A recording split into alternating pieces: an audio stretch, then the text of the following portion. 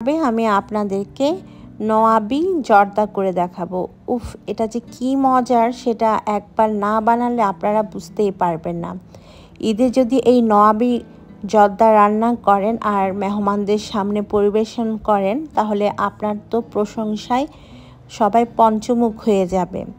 এর জন্য আমি প্রথমে চালটাকে সেদ্ধ করে নিব। তাই দিলাম 2টা তেজপাতা 4 কাপ পানির মধ্যে, একটা দারচিনি স্টিক, 4-5টা লং আর 4-5টা এলাচ দিয়েছি।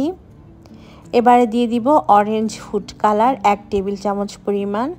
সব কিছু ভালোভাবে মিশিয়ে নিতে হবে আর পানি থেকে বলক আসা পর্যন্ত অপেক্ষা করতে হবে। আজকে জর্দাটা রান্নার জন্য আমি নিয়েছি 1 কাপ চিনি গুঁড়া পোলাওয়ের চাল। পানি থেকে যখন বলক আসবে তখন ধুয়ে রাখা পোলাওয়ের চালটা দিয়ে দিতে হবে। তারপর খুব ভালোভাবে নেড়েচেড়ে 90%-এর মতো আমরা চালটাকে রান্না করব। এর চাইতে বেশি কিন্তু রান্না করা যাবে না, মানে পুরোপুরি ভাত রান্না করা যাবে না, 90% পর্যন্ত ভাতটা রান্না করতে হবে। তো প্রায় 5 মিনিট আমি মিডিয়াম হিটে চালটাকে ফুটাতে দিয়েছিলাম, দেখতেই পাচ্ছেন। এবার চেক করে নিব আমাদের ভাতটা হয়েছে কিনা। যখন এরকম একটা ভাত হাতে নিয়ে চেপে দেখবেন, যদি দেখেন যে চালটা গলে গিয়েছে কিন্তু একটা দানার মতো লাগছে হাতে, তখন বুঝতে হবে আমাদের চালটা হয়ে গিয়েছে। তখন পানিটা ফেলে দিয়ে এরকম একটা স্ট্রেনারে চালটাকে ঢেলে নিতে হবে আর এভাবে পানিটা একদম ঝরিয়ে নিতে হবে আমাদের রান্না করা ভাত থেকে। তো আমি এটাকে ঠান্ডা হতে দিচ্ছি ফ্যানের নিচে। ঠান্ডা হওয়ার পর একটা প্যানের মধ্যে আমি দিয়ে দিচ্ছি 1 কাপ পরিমাণ চিনি। যতটুকু চাল নেবেন ঠিক ততটুকুই চিনি নিতে হবে। আমি যেহেতু 1 কাপ চাল নিয়েছি তাই এখানে আমি 1 কাপ চিনি নিয়েছি আর দিলাম 1/2 কাপ পরিমাণ পানি। যে কাপে আমি চাল মেপেছি সেই কাপে কিন্তু চিনিটা মেপেছি। 1/3 কাপ ঘি দিয়েছি, এতে করে খুব সুন্দর একটা শাহি ফ্লেভার আসে। 1 চিমটি পরিমাণ দিলাম লবণ। এবার সব কিছুকে ভালোভাবে মিশিয়ে নিতে হবে আর বলক আসা পর্যন্ত রান্না করব। এভাবে আমি একটু মিলিয়ে নিচ্ছি যেন চিনিটা গলে যায়। তো চিনি গলে গিয়েছে আর বলক উঠে এসেছে, দেখতেই পাচ্ছেন। নেড়েচেড়ে দিচ্ছি এখন। এবারে এর মধ্যে আমরা দিয়ে দিব রান্না করা জর্দার জন্য ভাতটুকু। তো ভাতটা আমি এখন দিয়ে দিচ্ছি। ভাতটা দিয়ে দেওয়ার পর খুব ভালো করে নেড়েচেড়ে দিতে হবে আমাদের চিনি শিরার সাথে। ভালোভাবে নেড়েচেড়ে দেওয়ার পর আমি পানিটাকে টেনে আসা পর্যন্ত ঢাকনা ছাড়াই রান্না করব। কিছুক্ষণ রান্না করার পর দেখবেন একদম পানিটা ভাতের সাথে মাখা মাখা হয়ে গিয়েছে। ঠিক এই পর্যায়ে আমি এর মধ্যে ড্রাই ফ্রুটস দিয়ে দিচ্ছি। আমি এখানে কিশমিশ আর বাদাম কুচি নিয়েছি, সেটাই দিয়ে দিলাম। আপনারা আপনাদের পছন্দ মতো যে কোনো ড্রাই ফ্রুটস দিতে পারেন। দিয়ে দিচ্ছি মুরাব্বা। এবারে সব কিছুকে ভালোভাবে আবারও নেড়েচেড়ে মিশিয়ে নিতে হবে। তারপর ঢাকনা দিয়ে ঢেকে আমি লো হিটে রেখে দিব 20 মিনিটের মতো। মাঝে অবশ্যই একবার নেড়েচেড়ে দিবেন। তো 20 মিনিট হয়ে গিয়েছে। আমি এবার আমাদের জর্দাটাকে আপনাদেরকে দেখাচ্ছি কেমন আছে। দেখুন কতটা ঝরঝরে হয়েছে এই অবস্থাতেও, আর চালগুলো কিন্তু একদম ফুটে গিয়েছে। আমি মাঝে একবার নেড়েচেড়ে দিয়েছিলাম। তো আমাদের কিন্তু জর্দা রাইসটা একদম তৈরি হয়ে গিয়েছে। আমি আরও 5 থেকে 6 মিনিটের মতো এই রাইসটাকে এভাবেই দমে রেখে দিচ্ছি লো হিটে। তো 5 মিনিট আরও দমে রেখে দেওয়ার পর এবার আমি দেখাচ্ছি ভাতটা কতটা ঝরঝরে হয়েছে। দেখুন একদম পারফেক্টভাবে ঝরঝরে হয়েছে। যে পানিটুকু অবশিষ্ট ছিল সেটাও শুকিয়ে গিয়েছে। আপনারা যদি নওয়াবি জর্দা না বানিয়ে এমনি জর্দা বানাতে চান তাহলে এই অবস্থাতেই এটা আপনারা খেতে পারবেন। জর্দা রাইস কিন্তু একদমই তৈরি। এবারে নওয়াবি জর্দার জন্য আমরা মালাইটা তৈরি করব। তাই এখানে নিয়েছি 1/2 লিটারের মতো দুধ, সাথে দিয়ে দিচ্ছি 1/4 কাপ পরিমাণ চিনি, দিয়ে দিব 1/2 কাপ পরিমাণ পাউডার দুধ আর 1/3 কাপ পরিমাণ ফ্রেশ ক্রিম আমি এখানে ডানু ব্র্যান্ডটা নিয়েছি, আপনারা যে কোনো ফ্রেশ ক্রিম ব্যবহার করতে পারেন, তবে যদি না থাকে না দিলেও চলবে। 1/4 কাপ দিলাম কনডেন্স মিল্ক। যদি আপনারা ডানু ক্রিম বা কনডেন্স মিল্ক দিতে না চান সেক্ষেত্রে স্কিপ করতে পারেন। 2 চা চামচ দিলাম কাস্টার্ড পাউডার। এবার সব কিছুকে ভালোভাবে মিশিয়ে নিতে হবে আর অনবরত নাড়তে হবে। আমি এখন চুলাটা অন করে দিয়েছি। অন করে দিয়ে অনবরত নেড়ে চেড়ে এই দুধের মিশ্রণটাকে ঘন করে মালাই তৈরি করে নিব। সব কিছু মিশিয়ে নেওয়ার জন্য এরকম একটা হ্যান্ড হুইক্স ইউজ করতে পারেন, এতে করে কাজটা অনেক বেশি সহজ হয়ে যায়। তো কিছুক্ষণ অনবরত নেড়ে চেড়ে রান্না করার পর যখন দেখবেন আমাদের ক্রিমি টেক্সচারে চলে এসেছে মালাইটা, ঠিক এমনটা ক্রিমি একটা টেক্সচার হবে, তখন নামিয়ে নিতে হবে। নামিয়ে এটাকে আমরা ঠান্ডা করে নিব। এর চাইতে বেশি ঘন করা যাবে না দুধের এই মিশ্রণটাকে, কারণ এটা ঠান্ডা হলে আরও একটু ঘন হয়ে আসবে। তো আমি এখন নামিয়ে ঠান্ডা করে নিচ্ছি। এবারে আমরা একটা সার্ভিং ডিশ নিয়েছি, তাতে আমাদের জর্দাটাকে খুব সুন্দরভাবে অর্ধেকটা বিছিয়ে নিচ্ছি। তো প্রথমে অর্ধেকটা জর্দা আমি সার্ভিং ডিশের মধ্যে খুব ভালোভাবে স্প্রেড করে নিচ্ছি। তো ভালোভাবে স্প্রেড করে নেওয়ার পর একটা স্প্যাচুলা দিয়ে সমান করে দিতে হবে, ঠিক এভাবে। এরপর আমরা এর মধ্যে আমাদের তৈরি করা মালাইটা দিয়ে দিব। দেখুন মালাইটা ঠান্ডা হওয়ার পর বেশ ঘন হয়ে গিয়েছে। মালাইটা এভাবে স্প্রেড করে দেওয়ার পর উপর থেকে বাকি যে জর্দা পোলাওটা রেখেছিলাম সেটা এইভাবে সাজিয়ে দিতে হবে। তো এইভাবে আমি পুরোটা জর্দা পোলাও দিয়ে দিলাম উপর থেকে। তারপর আবারও খুব ভালোভাবে ইভেনলি স্প্রেড করে দিয়েছি। এখন যে কিছুটা মালাই রয়ে গিয়েছে সেটা আমি উপর থেকে দিয়ে দিচ্ছি। এখন এই মালাইটাকেও ইভেনলি স্প্রেড করে নিব আমাদের জর্দার উপরে। ব্যাস এভাবে করে আমরা জর্দাটা তৈরি করে নিব। এখন আপনাদের পছন্দ মতো বাদাম কুচি, মিনি মিষ্টি দিয়ে আপনারা এটাকে সার্ভ করতে পারেন। তো আমি উপর থেকে কিছুটা বাদাম কুচি আর কিশমিশ মুরব্বা দিয়ে দিচ্ছি। আর কিছু মিনি মিষ্টি বা ছোট মিষ্টি ছিল আমার বাসায়, সেগুলো আমি উপর থেকে দিয়ে পরিবেশন করে নিব আমাদের আজকের এই নোয়াবি জর্দা পোলাও। সত্যি বলছি, একবার হলো বাসায় ঈদের দাওয়াতে এটা রান্না করবেন, সবাই আপনার রান্নার অনেক প্রশংসা করবে। কারণ ঈদ স্পেশাল ভীষণ মজার শাহী টুকরা করে দেখাবো। কম বেশি সবাই শাহী টুকরা খেয়েছেন আর এর স্বাদ জানেন। তো আমি যেভাবে তৈরি করি এটার স্বাদ অনেক বেশি মজার হয়। আমার বাসায় তো এই শাহী টুকরা সবাই অনেক পছন্দ করে। 1/2 লিটারের মতো দুধ নিয়েছি। চুলাটা এখনও অন করিনি। এখন এই দুধের মধ্যে আমি দিয়ে দিচ্ছি 1/3 কাপ পরিমাণ চিনি আর 1/4 কাপ পরিমাণ পাউডার দুধ। এবারে দুইটা খুব ভালোভাবে দুধের সাথে মিশিয়ে নিতে হবে। খুব ভালোভাবে মিশিয়ে এখন চুলাটাকে আমি অন করে দিব আর বলক আসা পর্যন্ত অপেক্ষা করব। সেই ফাঁকে একটা বাটির মধ্যে আমি নিয়ে নিচ্ছি 2 চা চামচ পরিমাণ কাস্টার্ড পাউডার আর সামান্য কিছুটা পানি দিয়ে খুব ভালোভাবে মিশিয়ে নিতে হবে এই কাস্টার্ড পাউডারটা। আমি এখানে ম্যাঙ্গো ফ্লেভারের কাস্টার্ড পাউডারটা নিয়েছি, আপনারা ভ্যানিলা ফ্লেভারটাও ইউজ করতে পারেন। দুধে যখন বলক আসতে শুরু করবে ঠিক তখনই আমরা কাস্টার্ড পাউডারের মিশ্রণটা দুধের মধ্যে ঢেলে দিব। এবারে অনবরত নাড়তে হবে, কারণ কাস্টার্ড পাউডার দেওয়ার পর দেখা যায় দুধটা ঘন হতে শুরু করে আর নাড়াচাড়া বন্ধ করলে প্যানের নিচে লেগে পুড়ে যাবে। তাই এই পর্যায়ে নাড়াচাড়া করতে হবে আর ঘন হয়ে আসা পর্যন্ত নাড়তে হবে।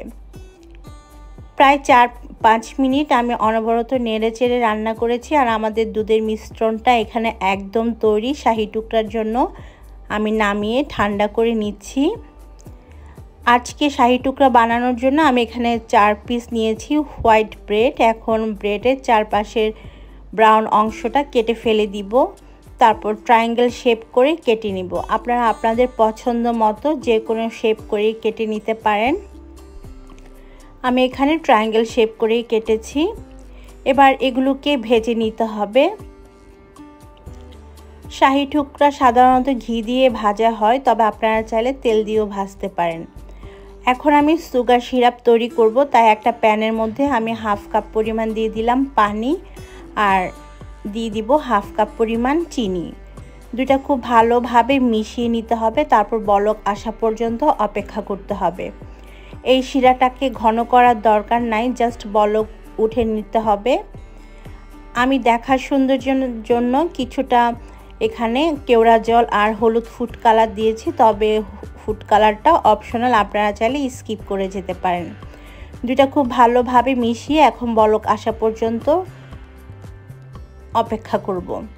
যখন আমাদের সুগার সিরাপ থেকে এরকম বলক আসবে তখন আমি এটাকে আরও 2 মিনিটের মতো ফোটাবো, তারপর নামিয়ে নিব। সেই ফাঁকে আমরা এখন ব্রেডগুলোকে ভেজে নিব। আমি আজকের ব্রেডগুলো ঘি আর তেল দুইটার সমন্বয়ে ভাজবো, তবে আপনারা চাইলে শুধুমাত্র ঘি বা শুধুমাত্র তেল দিয়েও ভাজতে পারেন। তবে ঘি দিয়ে ভাজলে এর ফ্লেভারটা দারুণ আসে। তো আমি পাউরুটি প্যানের মধ্যে দিয়ে দিয়েছি, এখন লালচে কালার করে ভেজে নিতে হবে। এক পাশে ভাজা হয়ে গেলে অন্য পাশে উল্টে দিতে হবে, আর উল্টে পাল্টে গোল্ডেন ব্রাউন বা লালচে করে ভাজতে হবে আমাদের এই ব্রেডগুলোকে। যে ব্রেডগুলো ব্রাউন কালার হয়ে গিয়েছে সেগুলোকে আমরা তুলে নিব। তুলে একটা কিচেন টিস্যুর মধ্যে নিয়ে নিতে হবে যেন বাড়তি তেলটা ঝরে যায়। তো দেখতেই পাচ্ছেন খুব সুন্দর ব্রাউন কালার চলে এসেছে আমার ব্রেডগুলোর মধ্যে। আমি এগুলো একে একে তুলে নিব, আর বাকি যে ব্রেড আছে সেগুলো সেমভাবে তেলের মধ্যে ভেজে নিব।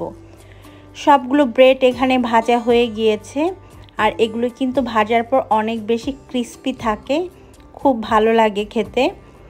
এখন আমরা শাহী টুকরাটাকে সার্ভিং ডিশের মধ্যে নিয়ে নিব। প্রথমে আমরা সুগার সিরাপের মধ্যে খুব ভালোভাবে ডিপ করে নিব। দুই পাশে ডিপ করার পর সার্ভিং ডিশের মধ্যে সাজিয়ে নিতে হবে। খুব বেশিক্ষণ আপনাদের এটা সুগার সিরাপের মধ্যে ডিপ করার দরকার নেই, জাস্ট এপাশ ওপাশ করে 30 সেকেন্ড মতো রাখলেই হবে। তারপর সার্ভিং ডিশের মধ্যে সাজিয়ে নিলেই হবে। তো আমি প্রতিটা পাশে 30 সেকেন্ডের মতো করে ডিপ করে নিচ্ছি।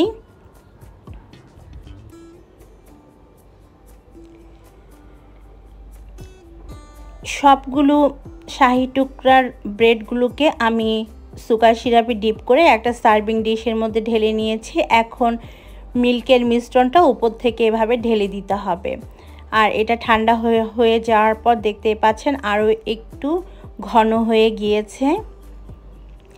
ব্যাস, আমাদের শাহী টুকরা একদম তৈরি। উপর থেকে বাদাম কুচি বা আপনাদের পছন্দ মতো ড্রাই ফ্রুটস দিয়ে আপনারা এটাকে সাজিয়ে পরিবেশন করতে পারেন। যেহেতু শাহী টুকরা বানানো খুবই সহজ, তাই ঈদের দিন সকালে আপনারা এটা বানিয়ে রাখতে পারেন আর ফ্রিজে ঠান্ডা ঠান্ডা পরিবেশন করতে পারেন গেস্ট আসলে। শাহী টুকরা ঠান্ডা খেতে বেশি ভালো লাগে, তাই আমি এটাকে 1 ঘন্টা নর্মাল ফ্রিজে রেখে দিয়েছিলাম, তারপর ফ্রিজ থেকে বের করে নিয়েছি। আমাদের ঈদ তো সেমাই ছাড়া আনকমপ্লিট থাকে। আজকের পর্বে আমি আপনাদেরকে জর্দা সেমাই বা শুকনা সেমাই করে দেখাবো। যেটা জর্দা সেমাই রান্নার জন্য আমি এখানে 200 গ্রাম সেমাই নিয়েছি। এবার এই সেমাইটাকে আমি ভেঙে নিব। আমি কত বড় সাইজের করে ভেঙে নিচ্ছি সেটা তো আপনারা দেখে বুঝতে পারছেন। তো সম্পূর্ণ সেমাইটাকে এভাবে করে ভেঙে নিতে হবে। সেমাইটা ভাঙা হয়ে গিয়েছে, এবার চলে যাব সেমাইটা রান্না করার জন্য।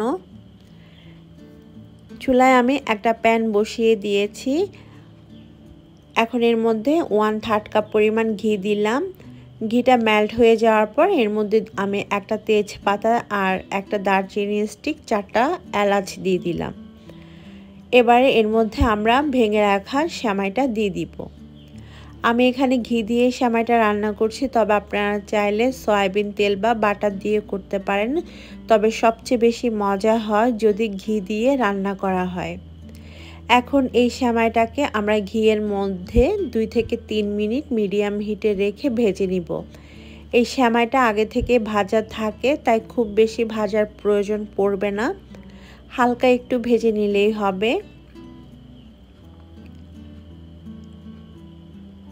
যখন সেমাইটা হালকা একটু ঘিয়ের মধ্যে ভাজা হয়ে যাবে, তখন আমরা এর মধ্যে আরও কিছু উপকরণ অ্যাড করব।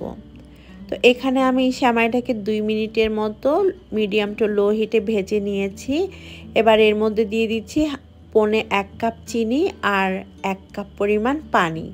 পানি দেওয়ার ক্লিপটা ডিলিট হয়ে গিয়েছিল বিধায় আমি আপনাদেরকে দেখাতে পারছি না। আপনারা এই পর্যায়ে 1 কাপ পানি দিয়ে দিবেন 200 গ্রাম সেমাইয়ের জন্য। তো খুব ভালোভাবে এখন পানি আর চিনির সাথে সেমাইটাকে মিশিয়ে নিতে হবে।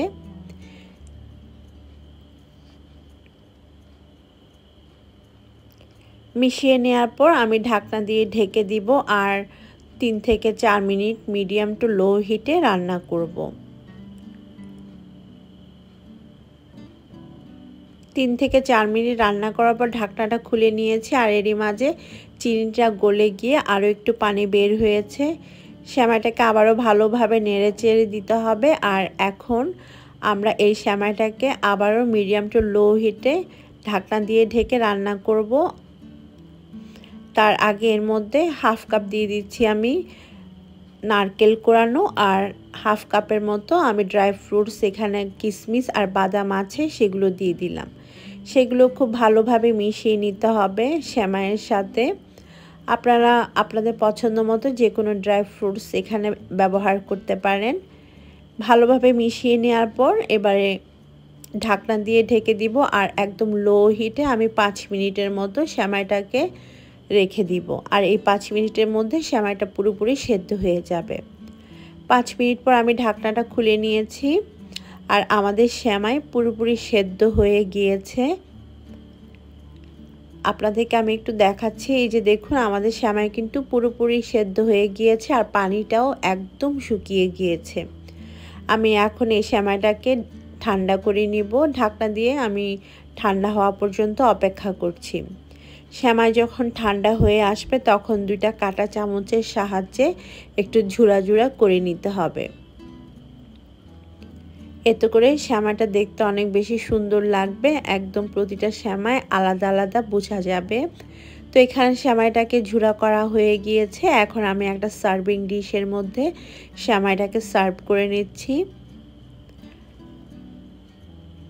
ব্যাস তৈরি হয়ে গিয়েছে আমাদের ভীষণ মজার জর্দা সেমাই। আমার বাসায় বা আমার বাবার বাড়িতে প্রতি ঈদেই কিন্তু সকালবেলা এই জর্দা সেমাইটা রান্না করা হতো আর আমরা সবাই এই সেমাইটা মজা করে খেতাম। আশা করছি আপনাদের সবার কাছে আমার আজকের এই রেসিপিটি ভালো লেগেছে। ভালো লাগলে আমার চ্যানেলটিকে সাবস্ক্রাইব করে পাশে থাকা বেল বাটনটি প্রেস করে রাখবেন। এতে করে যে কোনো ভিডিও দিলে আপনাদের কাছে নোটিফিকেশন চলে যাবে। আজকের মতো তাহলে আমি বিদায় নিচ্ছি। সবাই ভালো থাকবেন। আল্লাহ হাফেজ।